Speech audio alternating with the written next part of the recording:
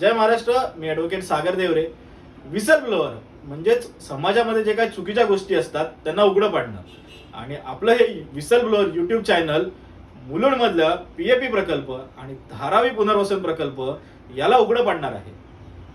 मी तमाम मुलुंडकरांना विनंती करतो की आपलं हे यूट्यूब चॅनल लाईक करा, शेअर करा, सबस्क्राईब करा. आज विसल ब्लोअरच्या हा पहिल्या भागामध्ये मी पीएपी प्रकल्पाची माहिती देणार आहे.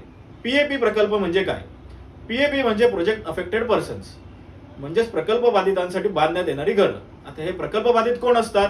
तर रस्ते असतील, स्ट्रॉंग वॉटर ड्रेनेजची कामं असतील, यांच्यामध्ये बाधा निर्माण करणारी घरं. मुंबई महानगरपालिकेतर्फे विविध रस्त्यांची कामं सुरू असतात, स्ट्रॉंग वॉटरची कामं सुरू असतात आणि त्यांच्यामध्ये जी बाधा निर्माण केलेली घरं असतात त्यांना कुठेतरी स्थलांतरित करावं लागतं.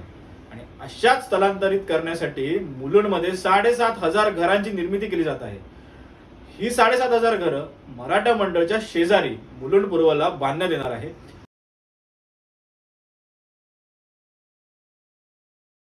आणि त्याचं काम आता जोरात सुरू आहे. दुसऱ्या मजल्यापर्यंत हे काम आलेलं आहे.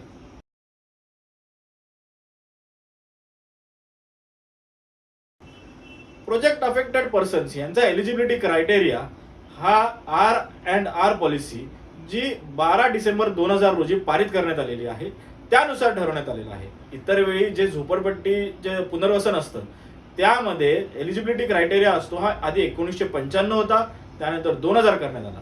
परंतु या R&R पॉलिसीमध्ये डेट ऑफ सर्वे म्हणजे ज्या दिवशी जो प्रकल्प सुरू झालेला आहे त्या दिवशी एक सर्वे करण्यात येणार.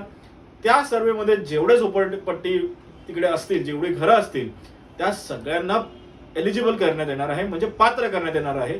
आणि डेट ऑफ ऍक्च्युअल रिसेटलमेंट म्हणजे ज्या दिवशी त्यांना स्थलांतरित करण्यात येणार आहे त्या दिवशी सुद्धा जी घरं असतील ना त्यांना सुद्धा या प्रोजेक्टमध्ये घरं दिली जाणार आहे.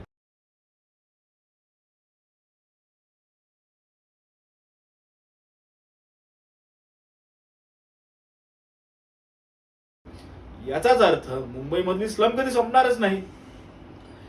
आणि मुलुंडमध्ये 7,500 घरं म्हणजे मुलुंडची लोकसंख्या 1.5 लाख, त्याच्यामध्ये जरी 7,500 घरं, एका घरात तुम्ही 5 लोक जरी पकडले तरी 35 ते 40,000 लोकांचं स्थलांतर मुलुंड पूर्वमध्ये होणार आहे.